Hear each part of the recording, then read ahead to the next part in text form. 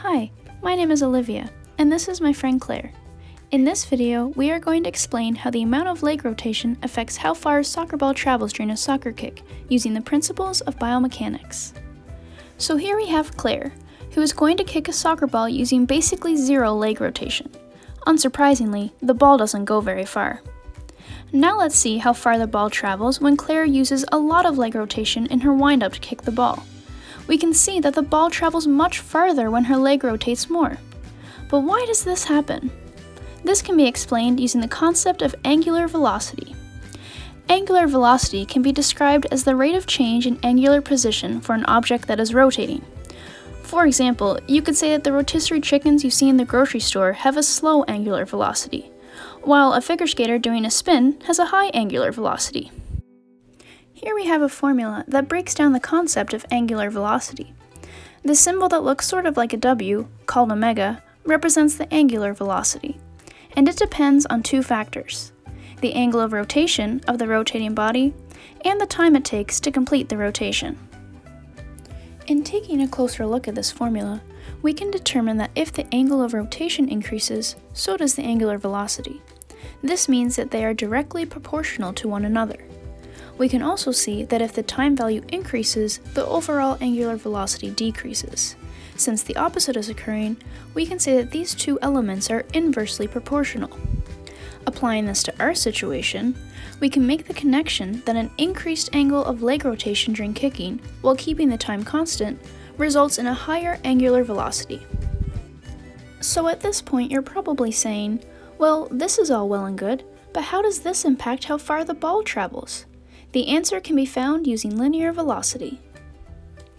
First, to catch you up to speed, linear velocity is the rate of change in position of an object moving linearly, which is very similar to angular velocity, except that the object is not rotating.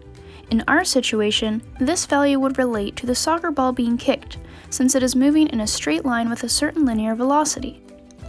The formula for linear velocity is where we really get to see the link between angle of rotation and the distance an object travels, because if you can spot a familiar symbol, I'll give you a hint, the W-shaped one, we can see that angular velocity makes up a component. The formula states that linear velocity, or v, equals the radius length of the object rotating from its axis of rotation to its end, multiplied by the angular velocity, which we have previously covered. When analyzing this formula, we can see that as the angular velocity increases, the linear velocity increases as well, which means they are directly proportional. Similarly, if the radius length increases, the linear velocity will also increase, which means these two values are also directly proportional.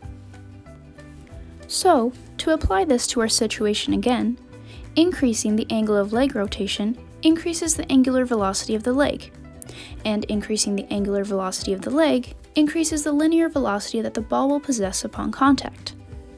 Now, we are just missing one final piece of the puzzle in trying to connect the angle of leg rotation and the distance a ball travels, and it involves the formula for distance. So, as shown, distance equals linear velocity multiplied by time, and when looking closer, we can observe that if velocity increases, so does the distance traveled, and if the time increases, distance does too, making both of these relationships directly proportional to each other. Finally, to put it all together using our situation, increasing the angle of leg rotation for a kick increases the angular velocity. Increasing the angular velocity increases the linear velocity of the ball. And finally, an increased linear velocity increases the distance the ball travels. A bit of a mouthful for sure, but it all flows together quite nicely.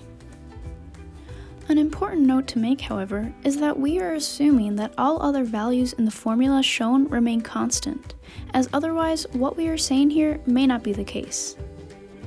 Now, if that all seemed like a bunch of nonsense words to you, do not fear. These concepts can be tricky to wrap your head around at first.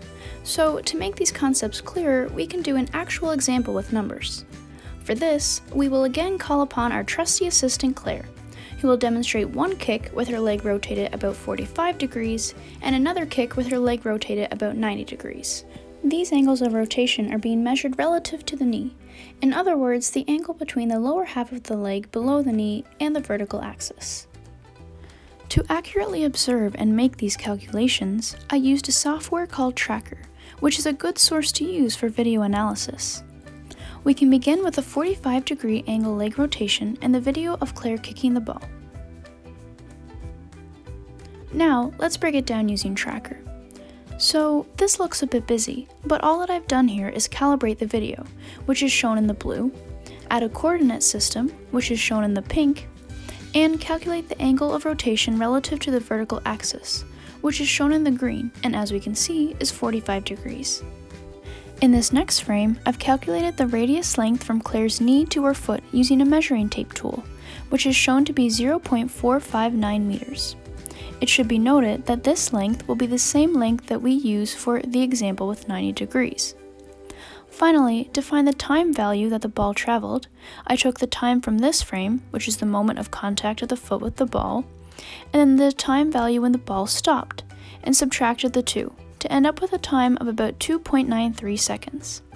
This is almost all the information we need to calculate the distance the ball travels. The only thing we are missing is the time of rotation when calculating angular velocity. For this instance, we are going to assume that for both the 45-degree angle and the 90-degree angle, the time of rotation is 0.25 seconds, because it is virtually impossible to get a constant time value when freely kicking a ball, and the focus of this video is not on differing time values, but on differing angles of rotation. Now we can start plugging numbers into formulas. The first thing we need to do is calculate the angular velocity.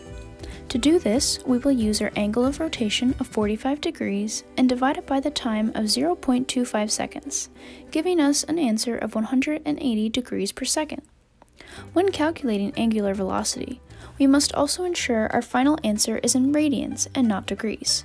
To do this, we can do a simple conversion by multiplying our answer by pi over 180 degrees, giving us an answer of pi radians per second, which is approximately 3.14. Next, we need to find the linear velocity.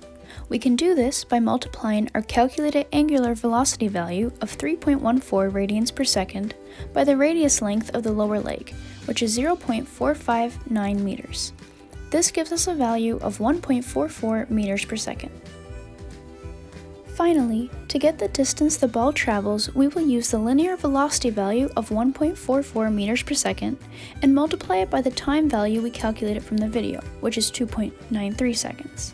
This gives us a final answer of 4.22 meters for the distance the ball travels.